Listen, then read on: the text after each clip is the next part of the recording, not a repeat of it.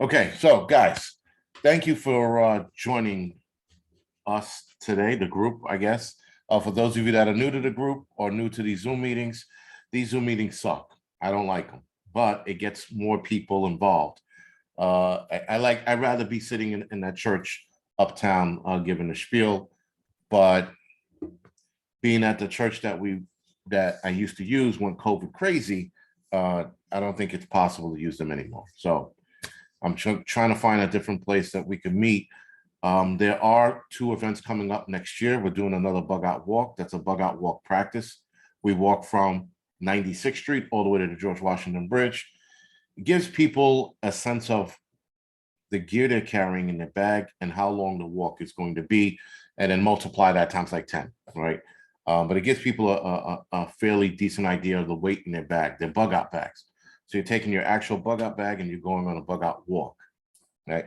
And it gives you a sense of your pace, gives you a sense of the shoes you're wearing, the socks, the pants, the clothing, down to your bag, the gear in your bag.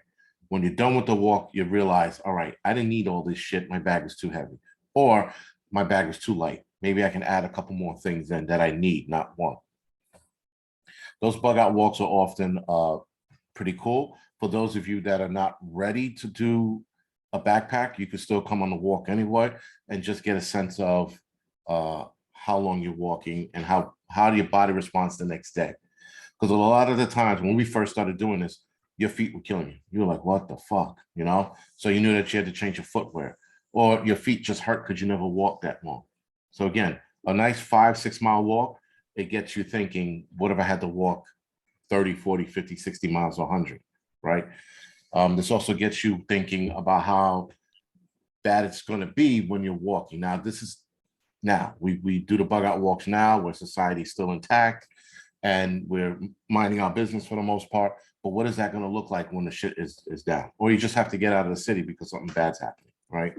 A lot of people experienced that during 9/11.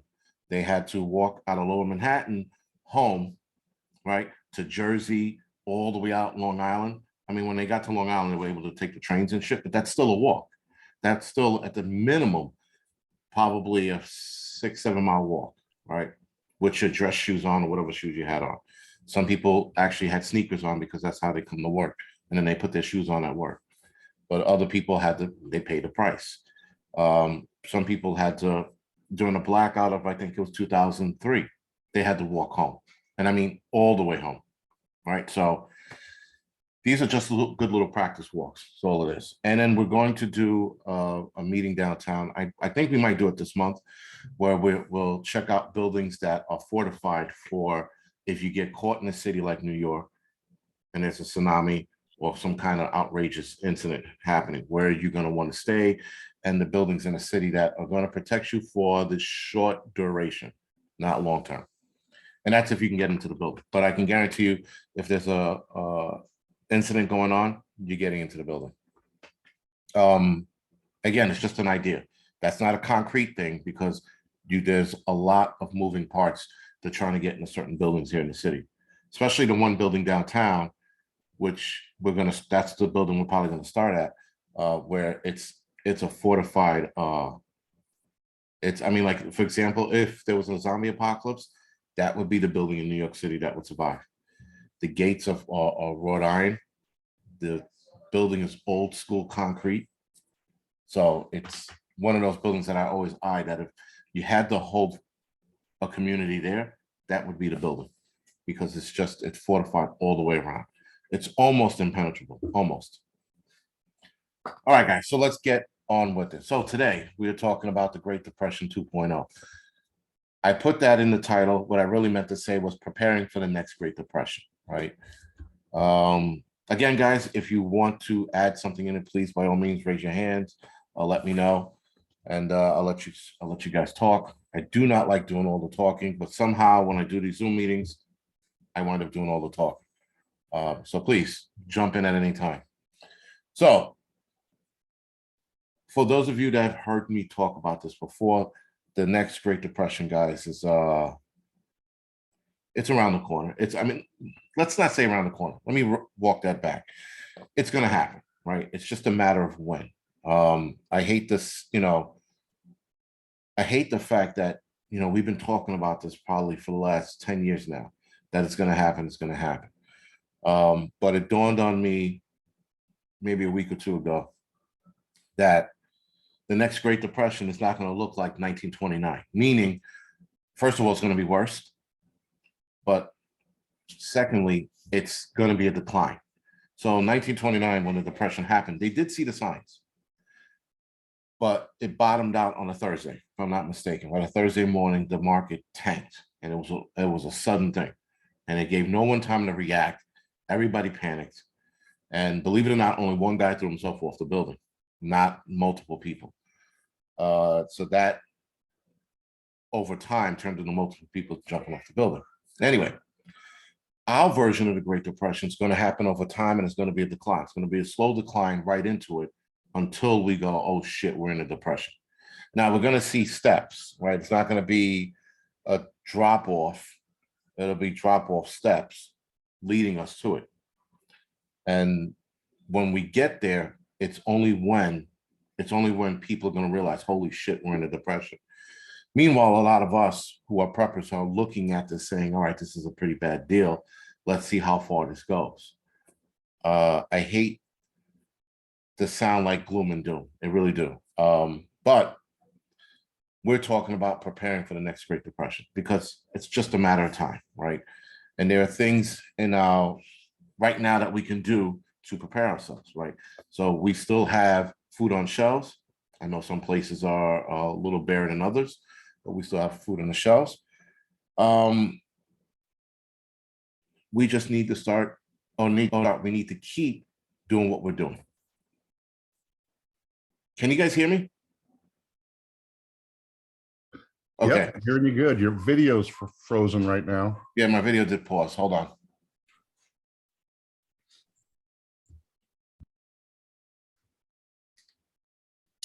Yeah, I'm using a GoPro. Give me 1 second. Stupid GoPro.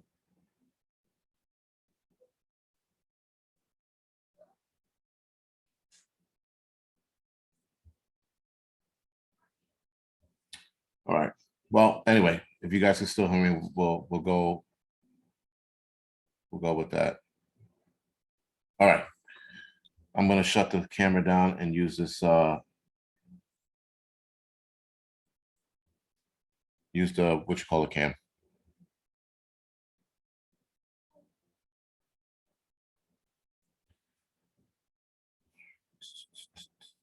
All right, there it is. Look how shitty that looks, huh? Rainy 1985 film.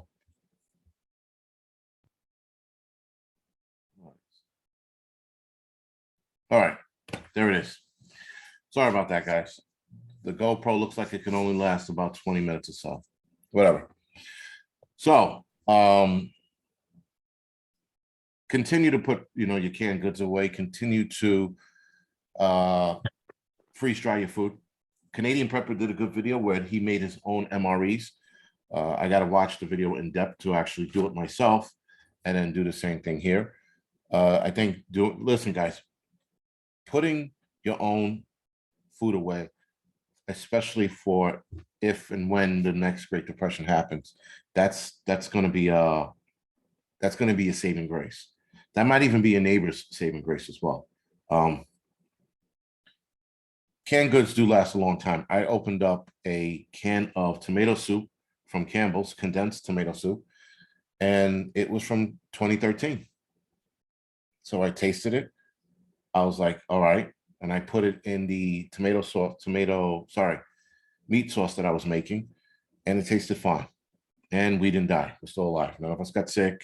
So it was, again, it lends to putting your own food away and going at it years later. Now, obviously, for the obvious reason, guys, dented cans, you try to avoid as much as possible because dented cans could lead to botulism. And also rust is another toxic that releases into it as well.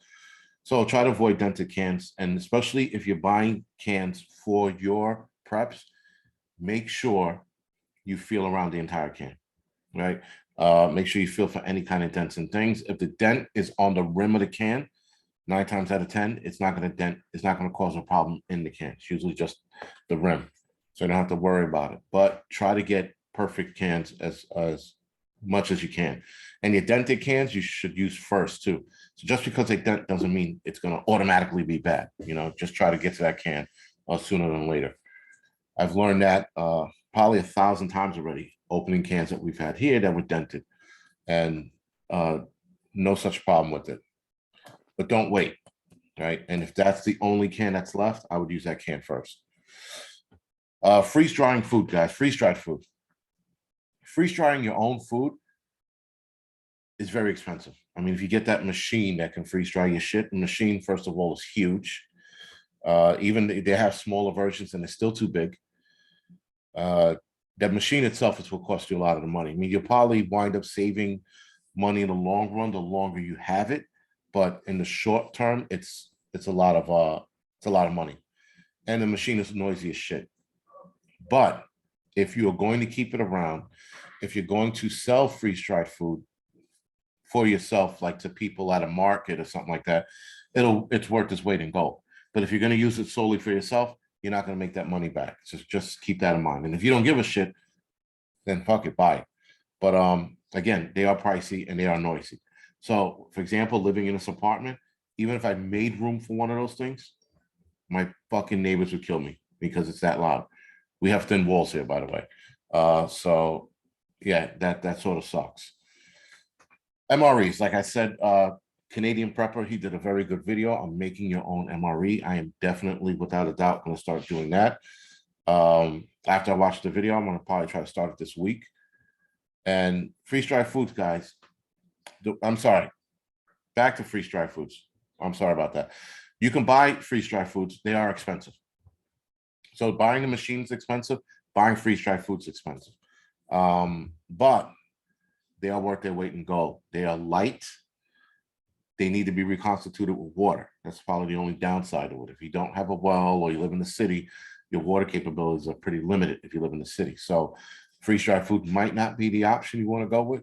But again, they do save a lot of space, but they are pricey. Now you can go with freeze-dried food companies like the one I sell for, Nutrient Survival. That's pretty good shit. But there's one other company out there that's pretty fucking good. I'm going to look for the name right now. It's a pretty decent food company. They are by far, I think, the best on the market. But per package, they are pretty pricey. They're anywhere between $10 to $13 per pack. Let's see if I can pull it up. Peak Refuel. Peak Refuel, they're about $13 a pack. But they have actual meat in their package, right? So you don't have to add meat. Like Nutrient Survival doesn't have meat in their package. You have to add the meat to it. But Nutrient Survival has all the nutrients you need during a pandemic like that. During a disaster, whatever. They're by far one of the best non-meat freeze-dried food companies out there. But for meat, Peak Refuel is the best. And the shit tastes good. That's more important. You can definitely deal with it. So I try to buy a pack here and there when I can. I have my own Nutrient Survival packets as well, but I also buy from here because they also have, like, for example, beef chili mac. Who doesn't love that shit, right? And then they have chicken Alfredo, freeze-dried chicken Alfredo. So, and then they have many other flavors as well. But I would definitely look into that if you can afford it. If you can't, stick to canned goods. Now, MREs. I think MREs are a good choice, but they are high in sodium. And you don't want to eat that shit all the time. Right? You want to use MREs as a mixer, right? So you'll eat a canned goods 2-3 days in a row, eat an MRE, eat freeze-dried foods. Try to mix it up. Try not to stay just on MREs, especially if you have high blood pressure. You don't want to eat MREs all the time if you have high blood pressure, because then you're going to put yourself in a medical emergency that you don't need to be in. So the one thing about MREs is that I don't know if anybody, please correct me if I'm wrong, or just correct me, period. I get my MREs, I used to get my MREs from military guys, who were selling it. You know, they would get the pack or whatever, and they would sell it on eBay, and I was paying way too much fucking money for it. But are there places that you can get MREs for a lot cheaper? Because right now I was getting it for like 80, 90 bucks a box. Anna, go ahead. You got to unmute your mic though. There you go. Hey, I'm sorry, I didn't catch the name of it. You were talking about an alternative to MREs and freeze dried. You were saying it was a kind of a premier line. What was the name of it? I think you said you still did. Peak Refuel. Okay. And that's PEAK, right? Yes. Okay, perfect. Thank you. You're welcome. So, right, guys, with the MREs, they can be expensive. Now, again, Canadian Prepper had one, but he's Canadian. He's from Canada, and I think it was called XMRE, right? And he had the box on the shoulders, and I'm like, I never heard of that company before. But all of the other places I've gone to look at MREs, they're really expensive per box.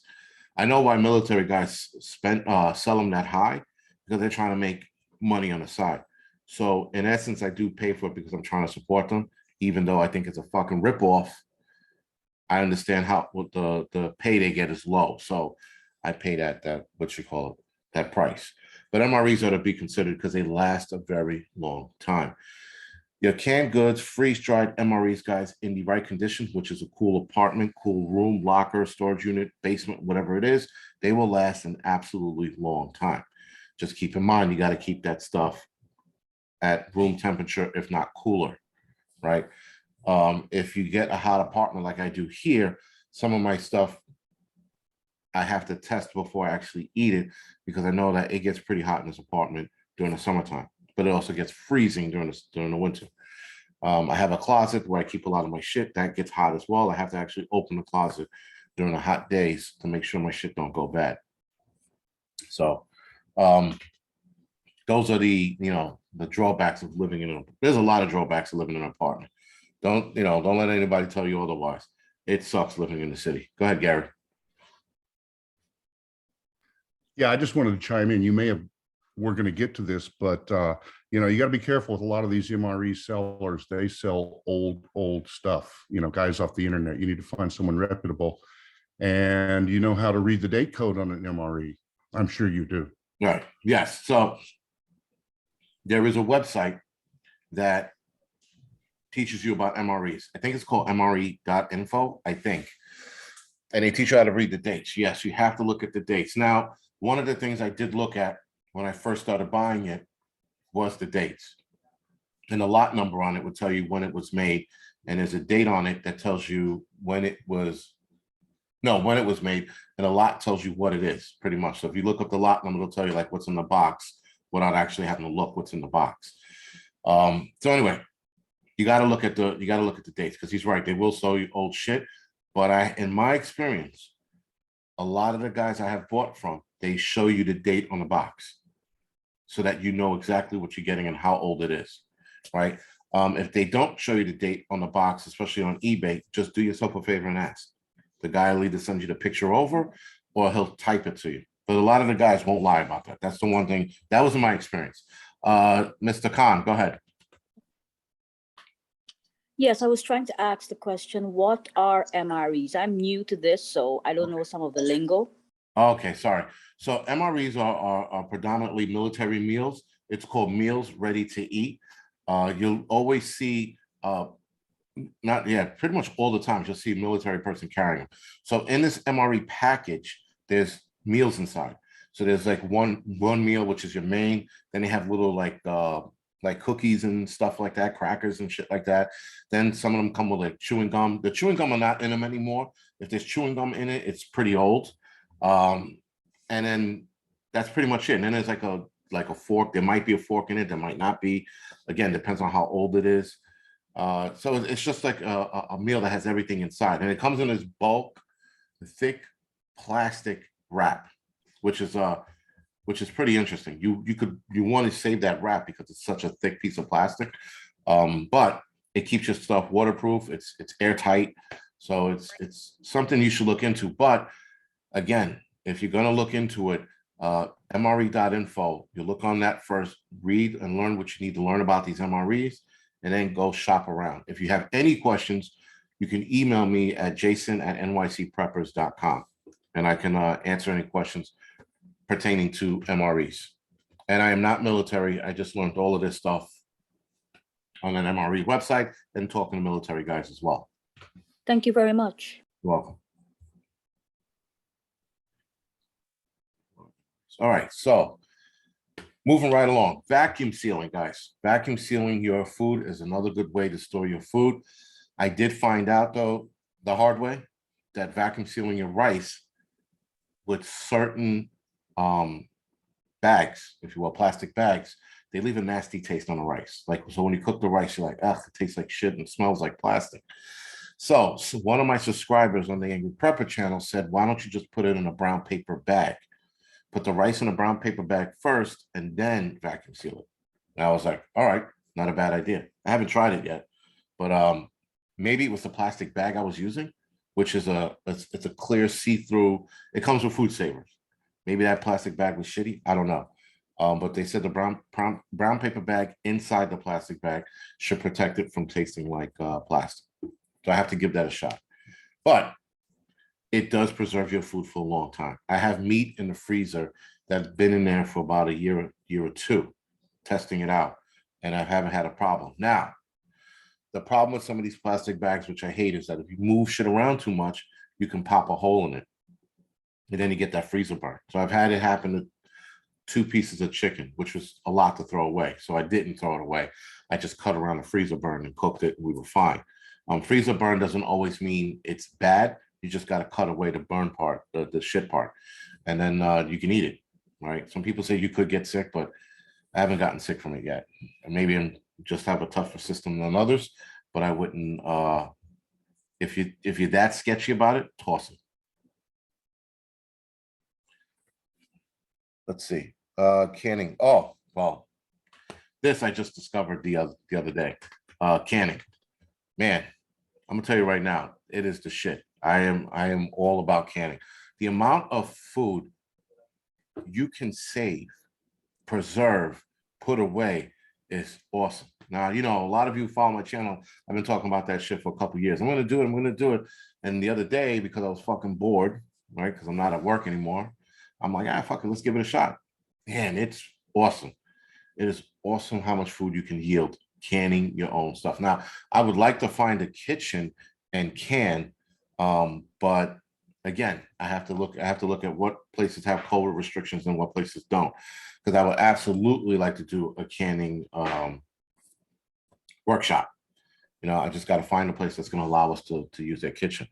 The church that you guys heard me mention before, they used to let us use the kitchen, and then at some point they stopped. So whatever, we have to find another place.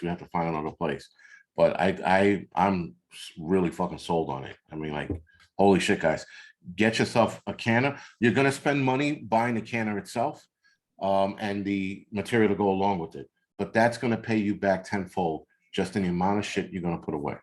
Now, for those of you that are looking to get into canning, for those of you that want to can, start buying canning supplies now. Go ahead, sir. Yeah, just touching on that. Have you tried dry canning?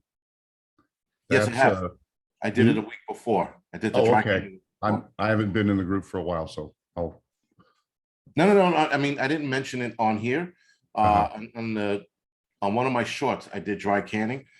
You know what? There seems to be a bit of a pushback with the whole dry canning. There's a lady, it's a redhead, she's a scientist, and she's like, dry canning is bad because it could, it could crack the glass and all. I'm like, all right, if it cracks the glass, you don't use it. You know what I mean? It's simple as that. I think dry canning works. Some people said to use the oxygen absorbers. So I'm buying a bunch of oxygen absorbers. I'm just going to use that. They said it usually kills all the bugs inside because it deprives them of oxygen. So I'm like, I'm going to do that as well. I'm going to try both methods, Dry canning, like I said, I don't see the issue with it. I see why people say do it, because it does kill all the bugs. When I see that your glass could crack. But the one thing about dry canning that I tell people that I learned is when you put your jars in there, make sure the oven's off. right? You want to heat the glass up with the rice inside to that temperature. You don't want to just drop your glass jars in an oven that's at 260 degrees. That's as low as I can get on mine anyway, right? So if you drop, for example, because you weren't aware of it, because the temperature in your home is pretty cool, you take that cool glass, you put it in a oven that's all of a sudden 260, the glass is going to break, crack, or shatter. So make sure you don't have it on when you do that. Make sure you can fill your oven so that you're only doing it, like let's say 2 batches at a time. Because if you do a second batch, by the way, guys, you have to wait till the oven cools off before you put the glasses back in. Just keep that in mind. Or if you have a second batch, you put the second batch on top of your oven or like on the stove area and let it heat up there. Then you can put it in a cooler, warm oven, if that makes any sense. Okay, vacuum sealing, hunting. Now I'm supposed to, Mike and I here are supposed to be going hunting. I've just been so fucking busy with all the bullshit going on. But hunting, guys, is another way you're going to yield a lot of food. Now, you should be doing hunting now. If you're interested in it, find a way to go about it. I think as of right now, and I'm speaking for Mike, and if I'm out of place, let me know. Mike is going to be teaching me how to hunt for the most part. Once I get the gist of it, and then he's comfortable with me bringing people along, like 1 or 2 people, not a bunch. The one thing about hunting, guys, is you can't bring a bunch of people up there and go, guys, let's go hunting. It don't work that way. You see this shit in movies. It's not like that in real life. You got to take 1 or 2 other people with you so you can focus on 1 or 2 other people who have never been hunting before, right? You watch the movies. It's like 15 dudes like, yo, we're going to hunt a bear. Just like that. Like your first time out, you're going to fucking go hunt for a bear. It don't work that way. And that's just common sense. That's not even like hunter's experience. It's common sense. Common sense when it comes to guns and shit. Sorry. So if you're looking to do it, guys, try to get into it. Try to get yourself your license for it. It's something you need to do. Now, when the bottom drops out of society, you're going to have more humans in the woods. The more humans that are in the woods, there's going to be depleted food to hunt, and they're going to be depleted animals to find because they're going to move further into the forest if the forest is that big. For example, the Adirondacks, they'll move deeper into the forest, away from humans. There was a last hunting expedition I went on was 2 years ago, and the fucking deer knew we were in a certain area. They went to something called Onion Mountain or something like that, which from where we were standing was only 3 miles as the crow flies, but it was up a mountain. And then on the other side of the ridge, you drop down, that's where they all hung out. And the guy says he says it's like shooting crab in a barrel. That's how many would hang out on the other side of that ridge. The bucks, who were the males, who were more venturous, they would be on the other side where we were, during rut season, especially rubbing up against the trees, trekking around. But the bulk of them stayed on the other side of the mountain. So that's now. Imagine if, there are more humans looking for them, and keep in mind, guys, the deeper in the woods you go for these animals, you got to walk back out with that shit, right? So if you're walking 5 miles in, that's another 5 miles back. You got to keep that in mind when you do hunting. And there's a lot to hunting, a lot.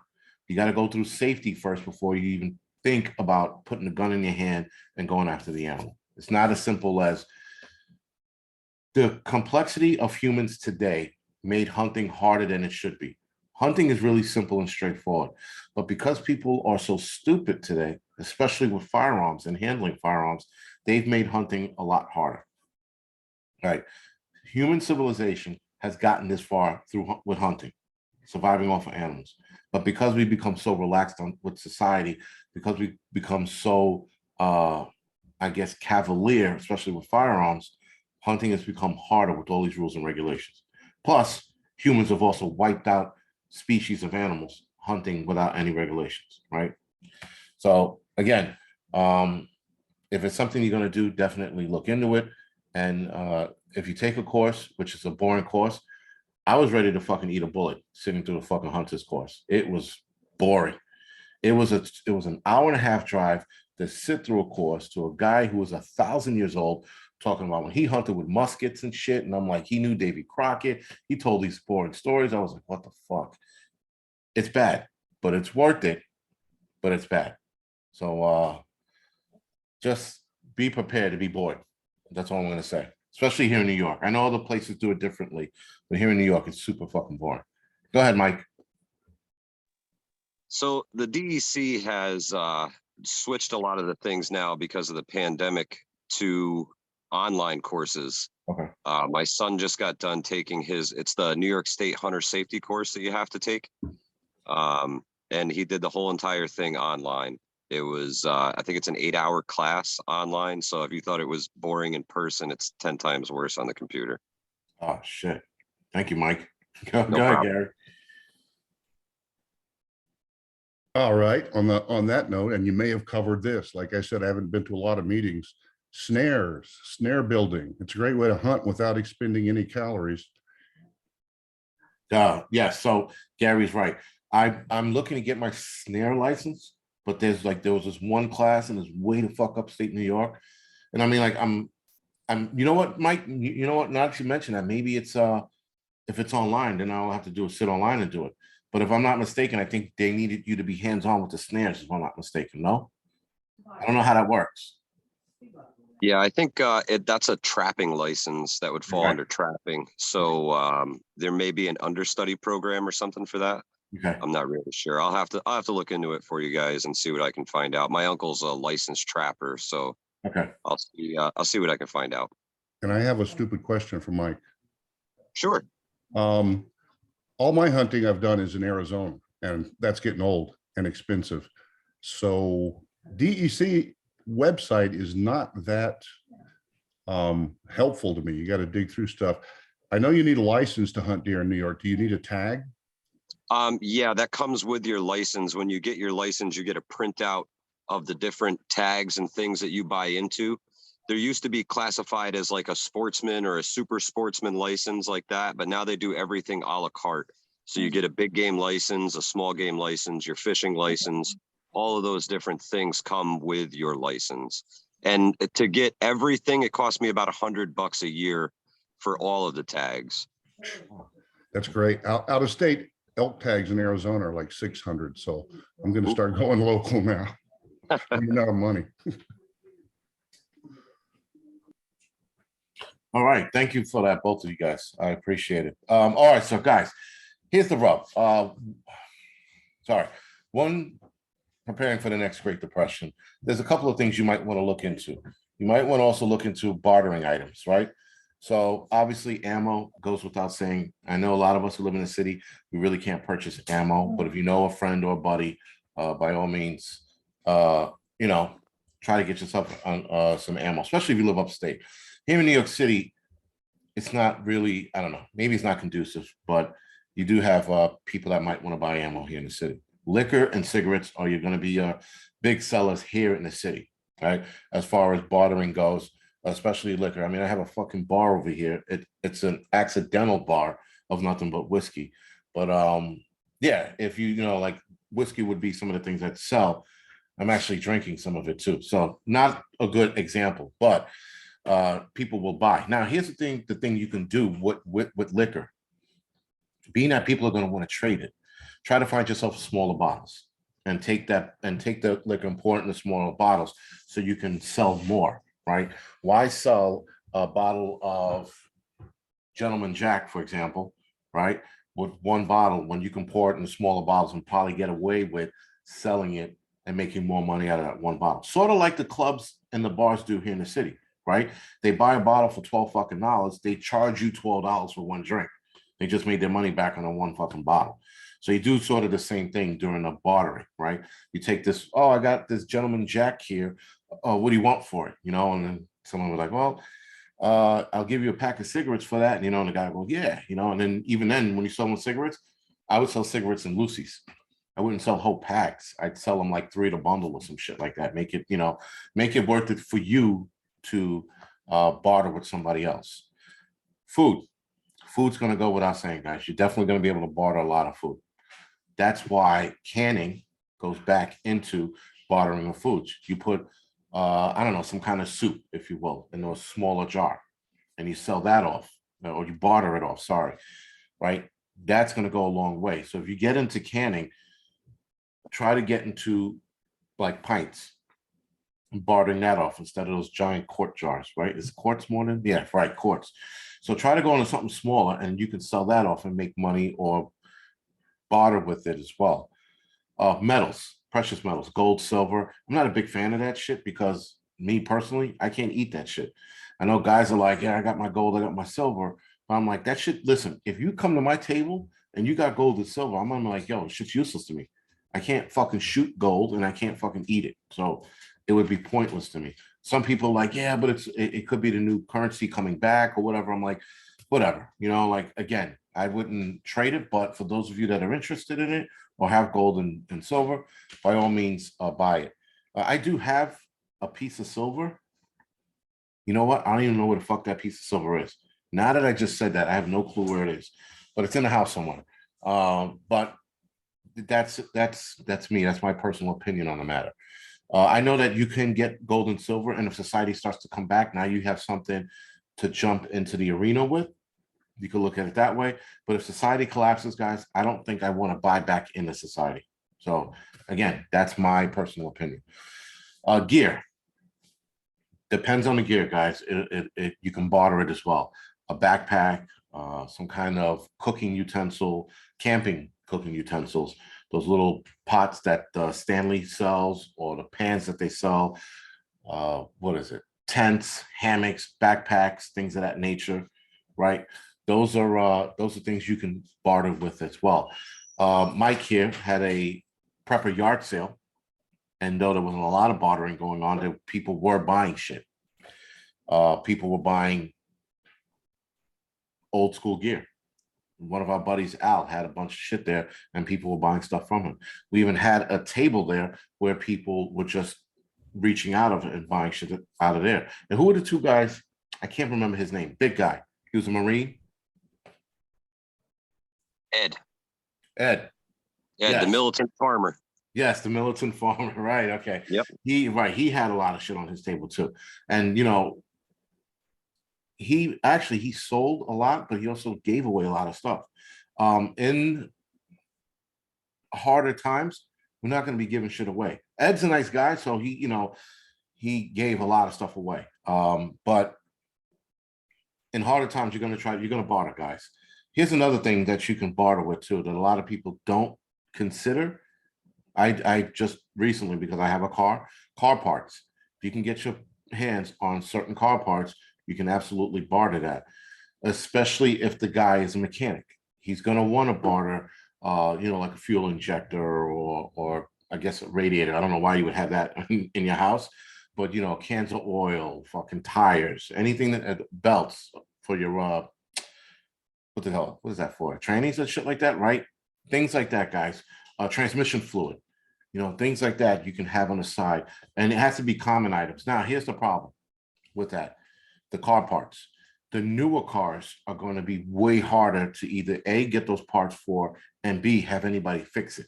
Because a lot of the cars today are all computerized. So you got to keep that in mind. Even if you get, let's say, an O2 sensor in your car, you still have to be able to reset the computer for the O2 sensor to work. So the computer's not going to figure that out until it's reset. A lot of the cars, especially like mine, which is in the middle of the road, is a 2010, you have to reset the computer for it to happen. All right. Now, if they come out with cars where if you put that O2 sensor in and the computer goes, oh shit, this is a fresh sensor, and resets itself, that's a different story. But if you have an older car, carburetors and things like that, those are parts that you might want to have on deck. You can definitely trade with. Lenny, go ahead. So I have a question. I'm planning on buying a car, and I've been thinking what kind of car to get. And I was thinking to get an older car that may not have all those computers. Is there a year that you guys would recommend, like get a car that's younger than 1998 or something like that?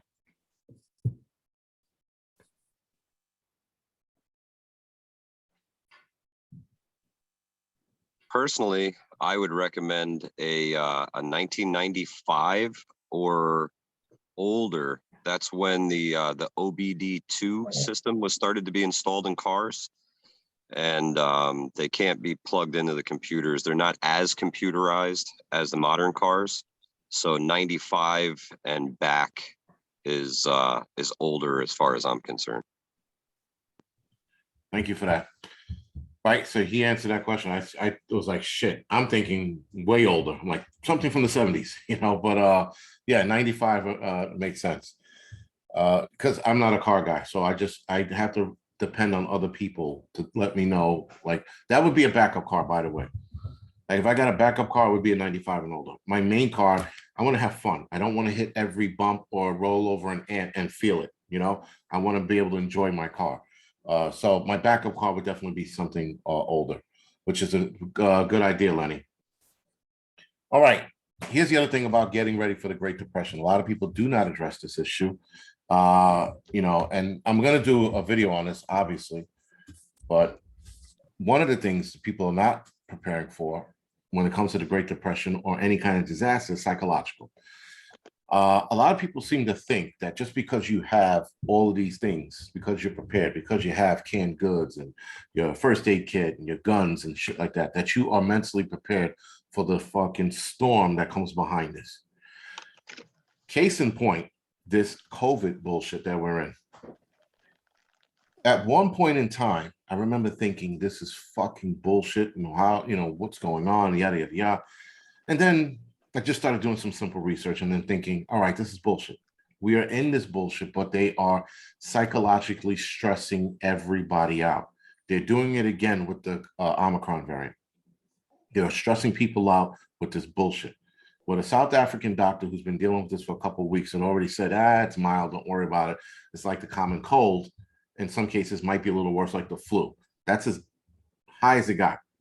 And now, every time you turn on the news, they're stressing you out again with this whole Omicron shit. So, if you are not psychologically ready to deal with the bullshit, if you're not psychologically ready to take on the stresses that are going to be coming at you at full speed, you need to be ready for it. That's what it comes down to. There's no wiggle room.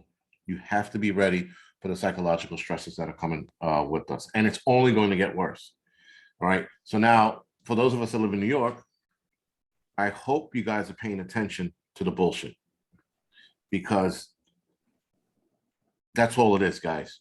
And I said this last year, well, mid last year, rather, when they released, not when they released, but when COVID was a thing and people were scared and they were wiping their, you know, listen, even me, I was getting undressed in the doorway and fucking washing my hands. Like, and then I started doing research and finding out, well, if you're fucking healthy, you're fine. Right. And so now here we are. We are healthy individuals, and a lot of us who have had it are still alive. And a lot of us who have had it had mild symptoms, no symptoms at all. Some of us had it bad. But nonetheless, guys, we got through it.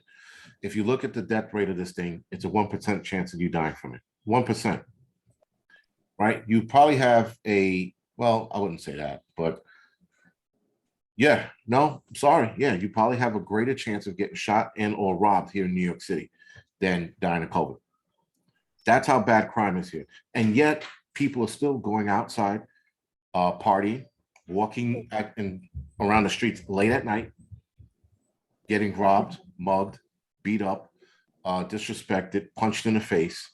You have a higher chance of getting some kind of criminal activity, I guess, forced upon you, than dying of COVID. That's how bad the crime is here. Forget about Detroit and Chicago. You can all but guarantee that some shit's going to happen to you there if you're in the wrong part of the neighborhood at a certain time, right? So now, here's Omicron. Now we're here again, and they're fucking trying to scare people into the bullshit. And people are biting. Unfortunately, people are biting. Now they're telling us that the booster shot is going to be the way to get out of this one. Okay. Eat my ass. I'm out on that one. Sorry, guys, for that one, but that's fucking bullshit. And now the psychological damage is being done. So now if you couldn't handle the stress of this bullshit that we're in right now, if the stock market hits the depression level, or if we have some kind of bigger disaster happen, you're not going to be able to control or handle that. You have to be able to control and handle that, and you have to be psychologically prepared. You have to be psychologically prepared to deal with the stress of other people in your group. For example, your home. If you are at home and your wife is stressing out, for example, you have to be able to deal with that, or your husband to deal with that shit. You can't just, ignore it. You have to be able to address them. You have to be able to confirm to them that it's going to be okay. There's a lot of things that goes with psychological stress, guys. Or rather, as Ms. Khan put it, psychological warfare. You have to be able to navigate all of that. It's not just you, it's the people in your household as well. It might be even your fucking friends on the outside telling you, oh, I can't deal with this shit. Had an EMT last year fucking kill himself because he couldn't handle the amount of people he saw dying in COVID. Listen, man, not for nothing. We saw a lot of people die during COVID. I didn't even bat an eyelash to it. Maybe because I have a cold heart, I don't know. Or maybe just because of the field of work I'm in, I was able to handle it. But this kid was an EMT. He wasn't able to handle it. And that's not saying COVID did it. If he couldn't handle that, the amount of people that were going to die, then he wasn't built for the job. And I'm not trying to take anything away from the kid. It's just certain people, like, for example, cops. Cops kill themselves all the time, right? Here in New York, they're not all the time, but it's pretty high. It's at least 2-3 a year that are killing themselves or suicide. And that's from the shit that they're seeing over the course of years. You have to be able to handle that. If you can't handle that, then you're in trouble. Now, is there a way that you can go about handling it? I don't know. There are books out there that teach you how to deal with the stresses and the mayhem, but those are books. You won't know who you are until you're in an event. And case in point, the 9/11 attacks. Everybody, first responders and people who were there that day, found out who they were that day. You found out exactly how you were going to handle this shit, how you were going to handle the stress. Were you going to run? Were you going to stay and fight? A lot of us stayed and fight. There were a few people that ran. There was one guy, it was a guy. He was a lieutenant, EMS. When I went down there, I was looking at him to be like, yo, lead, man. What are we going to do? The fucking buildings are down, smoke, the dust is in the air. We're fucking choking on this shit. And I'm like, sir, what are we going to do? He's like, oh, I'm getting out of here. I'm leaving. I'm like, you can come too. I'm like, so in my head, I'm like, no, that ain't happening. And he took off. And now I'm standing there like, what the fuck am I going to do? That right then and there is when I realized that just because you have a bar on your shoulder or you're an appointed leader doesn't mean you're a leader. You will not know who you are until you end up in that certain situation. And that sucks because a lot of us are going to go through 90% of our life without being in a situation like that. But if the depression happens, you're going to have to figure it out very fucking fast. And that's unfortunate. You also have to be prepared to see some of the evil shit you're going to see. During a depression, during an economic decline, and I'm talking about a bad decline, because whatever economic decline we see in 2022, 23, 24, we have more people on this planet, and I think we have more sinister people on this planet. We're going to see more evil. We're going to see more shit. I mean, listen, look at the internet. Look at how people berate each other on the internet. They hide behind their fake names. They tell people, go kill yourself. I hope you do it. And then people kill themselves, right? Because they're listening to this asshole online. But in the world, we're going to see evil. You got to be prepared to deal with that shit. You got to be prepared to either A, turn away from it or fight. Your only two choices. And obviously you can't fight every last one of them. You really can't. I mean, there's a couple dudes and you can take them. But if it's like 16 guys and just you might have to eat that and walk away. The psychological stress, guys, that is going to be endured during one of these kind of disaster things is going to be a lot. And you have to be willing to deal with it. It's that simple, guys. Intervening on that evil shit is another thing that if you walk away from, you're going to have to deal with it. And then you're going to second guess. You're going to sit there and go, well, I should have did this. I should have did that. I could have did this. you're going to Monday morning quarterback the shit out of it. So I think, guys, dealing with the depression dealing with the Great Depression and the psychological factors that come with it is going to be a lot. You're going to have all your shit squared away. You're going to have all your guns and your food, and your family's going to be fucking, but can you deal with what comes behind it? That's what people don't fucking realize.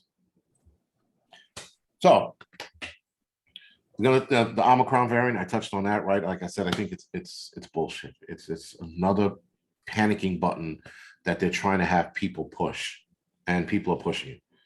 Look at the guy who came here for the anime. First of all, I didn't even know there was an anime convention, but then again, there's a fucking convention for everything, right? Jesus Christ, there's probably a spam convention out there somewhere as we speak, but I didn't. All right, so they have this anime one. I'm like, all right, whatever. This guy who went to the anime, who had the Omicron variant and took it back home, had a booster shot 2-3 weeks before he got here, and he still got it. Yet they're telling you take the booster shot and get vaccinated. Something ain't working here, guys. Something isn't working. I don't know what it is. I don't know. I mean, I know what it is. I don't know if I'm going to say it on here because I'm going to put this on YouTube, but it ain't working. Something is the social distancing, the mask, the shot, something isn't working, because now that they're trying to blame everybody who's unvaccinated for it not working. In the history of the human race, when something didn't work, they went back to the drawing board.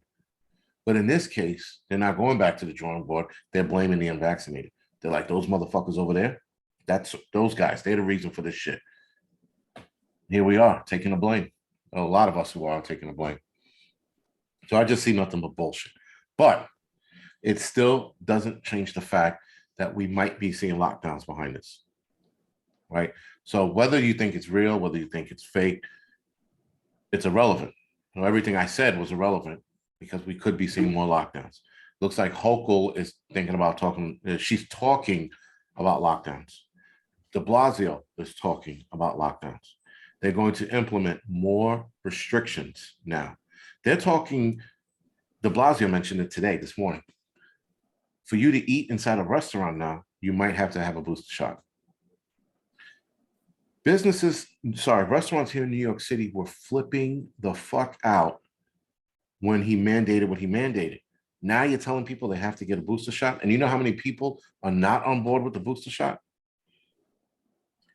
So as he leaves his office, he looks like he's wrecking the city. He's like, fuck it. I'm going to put legal shooting galleries in Harlem and Washington Heights, because fuck those people. And, legal shooting galleries or overdose prevention centers don't work. Now he's also doing this with the restaurants, who the restaurants had already told him it was a bad idea. And now he's doing a booster shot thing. So de Blasio is definitely wrecking the city before he goes. He's definitely living up to that meme. My work is done here, with the destruction of New York City behind him. He's definitely living up to that, without a doubt. But again, that's neither here or there. Now, also, guys, we've been on for almost an hour. All right. So also, guys, the threat of World War III. Now, we've all been paying attention to what Russia and the Ukraine, what's going on there. I hope we've been paying attention. That has the potential to start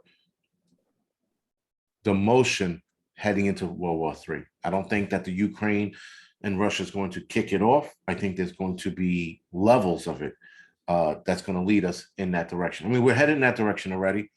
I think with Russia shooting down their satellite, the decommissioned satellite as a test, was like not step one, but the radar was on. They're like, why the fuck did they do that? Then they threatened NATO to shoot down 32 GPS satellites. They're like, why the fuck would they say that? NATO has already backed down from Russia's threat earlier this year. But now they're threatening to shoot the GPS down. That's an act of war, just a threat in its own. Russia has always been, and listen, guys, there's a lot of other things that's going to be in place. Not just this, not just them threatening to shoot down satellites. It's a combination of things. Sorry, it's a combination of things that's going to end us there. Now, what happens if we end up in World War III? That's the big thing. I don't know. You know, when the first two world wars, at least the Second World War, sorry, and even Vietnam, we went somewhere and we had that war. The game has changed so much and the rules have changed so much. They could bring that shit here. Then what? They could launch a nuclear weapon. They could use their hypersonic missile. Am I saying that right? Their hypersonic missile to attack us or attack an ally. We don't know where this is going to go. You know, a lot of people seem to think, oh, it's not going to happen. I'm like, just because you're scared of it doesn't mean it's not going to happen. It's an easy way of avoiding a conversation when you tell people it's not going to happen. Mike, go ahead. So I think it's bigger than just the Russia-Ukraine thing. Israel and Iran are ready to go. China is ready to take Taiwan, and they've said outright they will steamroll Japan if they try to step in their way. You know, and there's always the threat of the Koreas. You know, anything goes off, everything could go off all at once. So it's definitely something to keep an eye on. Right, and like I was saying earlier, it's a combination of things, right? It's a lot of shit that's going on. And then where do we go? The Russia thing was a little more interesting just because they actually shot a satellite to test it. So they weren't talking about it, they did it. That was what got my antennas up about them. And then of course their threat to NATO. Now listen, it could, with Putin, it could be a jerk job. You know, he could be like just saying it to sound like he's a big man. Because I think Putin's more of a grandstanding kind of guy than he is actual doing. But who knows these days, guys? The tensions are up all over the planet. Everywhere there's tensions between nations. And so at some point, that trigger is going to get pulled, and then what? All right, so you got to keep paying attention to what's going on in Ukraine, China, and Taiwan. I didn't know about the whole Japan thing, but I did know that Japan had said a few months ago that they didn't want to get involved, but it looks like that they might be getting involved unwillingly because they knew that they would lose. No, sorry, the Japanese prime minister, he said that they would lose that fight. He knows they will lose that fight against Japan, but he said if we have to act, we will. That's what he said. So even knowing that he might lose, they still might get into it. I thought that was pretty impressive. But again, guys, these are things that we should be worried about. Again, the Omicron variant, don't worry about it. If you're worried about it, fucking stop. You know, like grow up. Stop listening to these fucking people on the TV screen. Put that shit to bed. Worry about the things that are more likely to happen. And again, that's a third world war and an economic decline, or rather a soft depression, or landing into a soft depression. Sorry. These are things we have to worry about. And then we have to worry about the big show, right? I announced that. I said that on my Angry Prepper. The big show, guys, is the variant they released that's going to kick this shit out of us. That's the biggest show. That's going to make like a third world war look like a fucking picnic, because the things that come with a variant, the stronger variant, or the smallpox, if it gets released, and if it gets released weaponized, if that happens, we're in fucking for a serious fucking ride, because it's going to be nothing but fucking assholes and elbows at that point. For those of you that have been following the smallpox story, I would definitely keep following it. Keep typing in smallpox drugs. Seemingly, they have 2 new ones, and they're working on a third. If anybody could please enlighten me as to why all of a sudden we're talking about smallpox drugs when there's no smallpox outbreak, please enlighten me, because I'd like to know. You know, some people like, that's conspiracy theory. All right, it's conspiracy theory in my ass, because there's no way you work on 2 drugs rather, that come out FDA approved, and then Bill Gates mentions it in October or August, and then there's a smallpox vial found in a Merck's laboratory 2 weeks ago. Can't tell me that this is all conspiracy theory or it's all coincidental. Sorry. Anyway, guys, if anybody has any questions, now's the time to ask. Because if not, we shall go off the air, and this will be on YouTube later tonight, by the way, for those of you looking to replay it and catch some, you know, whatever, something you missed or whatever. All right, no questions. Very good. Thank you, guys. So, okay, sorry. That was Tina's, all right, thanks, everybody.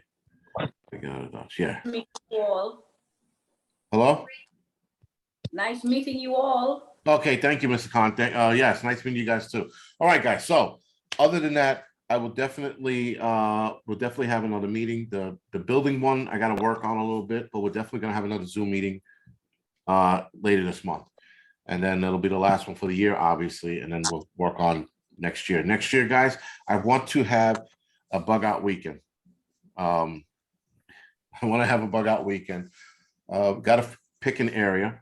I know Mike has offered the place that he uses, and that might be a little easier for first timers. Your car will be, I don't know, what, 50 feet away from you, 60 feet away from you, and then right, give or take. Go ahead. The Mike is going to talk. So when it's not hunting season, we've got the full 100 acres available to us. Okay. So we can trek a ways off the beaten path. It's a little nicer in the springtime than it is when it's 20-something degrees out. So Well, 20-something degrees is not for everyone. So I definitely want to do a bug out weekend in the cold. Not to kill anyone, just because you learn a lot about the cold. And that's why we do places like, let's say, Mike's place or up at sundown in the Catskills. Your car is right there. So if it gets too cold, you can hop in your car and warm up, right? Or hop in your car and leave. You choose. We had 2 people leave during an outing. So we had an outing, and I told everybody the day before, do not come at night. If night has fallen, wait till tomorrow morning, Saturday. What happens? 2 dudes show up at fucking night. It is probably like 18 degrees or some shit outside. So I'm already in my tent. I'm done with the night. I'm in the tent. Everybody else is in their shelters. These 2 guys come up. They're yelling my name. And I'm like, yeah, I'm in the tent. They're like, where do we set up? I'm like, just find a spot, set up. We'll talk in the morning. So they set up. And most of the night, man, I can hear them. Oh my God, it's cold. It's so cold. And it's like 2 a.m. It's so cold out here. What are we gonna do? I was gonna yell, cuddle or some shit. I don't know. I was fairly warm in my tent, but whatever. So they were crying the whole night. And I told people specifically, do not come at night because you're already going to be cold, and you're going to be colder once you're psychologically, your brain's thinking, oh, it's already fucking cold. So you're cold. It doesn't matter what you have on. And then the walk should have warmed them up, but I guess it didn't. So once they got in their bags, I could have sworn I heard one of them crying or some shit. So I wake up the next morning, I look out of my tent, and they're gone. I'm like, holy shit, they fucking bounced. It was too cold for them. So the cold is not for everyone, but sometimes it's a necessary evil to train in the cold, right? Just because you get to know who you are, you get to know how you function. Like my hands, doesn't matter what I do, they don't function very well, right? So it doesn't matter how many gloves I have on, I have to have a fire going to get my hands functioning to do what I need to be done. If not, I use like my nubs, because at that point they're useless, but I get the job done. But you get to know who you are in the cold as well, and how your body responds to the cold. But we will see. Other than that, guys, again, thank you for joining us today. This will be online later tonight, or rather probably in an hour or so. And other than that, guys, see you at the next meeting. Mike, thank you for joining us, by the way. Gary, thank you for joining us. Appreciate it. have a great one. Thanks, Thank Jason. Thanks, Mike. Very informative. Very informative. Thank you. Shalom.